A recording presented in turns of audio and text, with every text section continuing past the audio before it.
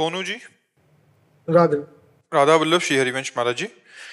महाराज जी, प्रेम और मोह क्या है? क्या मोह में फंसकर भगवत प्राप्ति हो? कल एकांतिक में चर्चा हुई थी कि जो मोह है वो शरीर को लेकर के होता है, वस्तु व्यक्ति स्थान को लेकर होता है।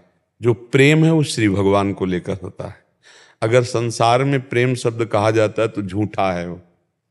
प्रेम का मतलब होता है तत्सुख सुखित्वम, उसके सुख में सुखी होना।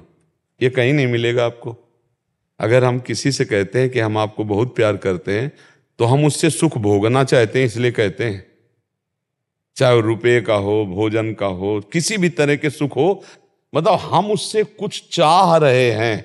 अगर हम कह भी रहे हैं कि आओ आओ खाओ हमारे साथ, तो हम कुछ सोच के, कुछ कभी तो काम आएगा, मतलब कुछ ना कुछ स्वार्थ बुद्धि रख के। तो अगर हम यहाँ प्रेम कहते भी हैं तो वो स्वार्थ होता है, वो आसक्ति होती है, वो राग होता है, वो मोह होता है, वो काम होता है। और भगवान में अगर ये शब्दों का प्रयोग इनका भी किया जाए तो वो प्रेम ही होता है। प्रेम सिर्फ भगवान से हो सकता है, प्रेम संसार से नहीं हो सकता है। संसार में जो होता है उसे काम कहते हैं, राग कहते हैं, मोह कहते हैं, आसक्ति कहते हैं। प्रेम नहीं है। प्रेम का जो स्वरूप है कामना रहितम। प्रेम किसे? कामना रहे। और यहां बिना कामना के हाथ नहीं मिलेंगे, हमारी मित्रता ही कामना से होगी।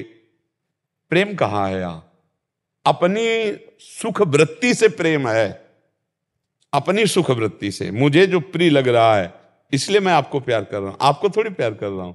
जो मुझे सुख मिल रहा है आपसे, उससे प्यार कर रहा हूं। और प्रेम की जब परिभाषा की गई तो लिखा कामना रहितम। तो यहां कामना रहितम प्रेम होता ही नहीं है।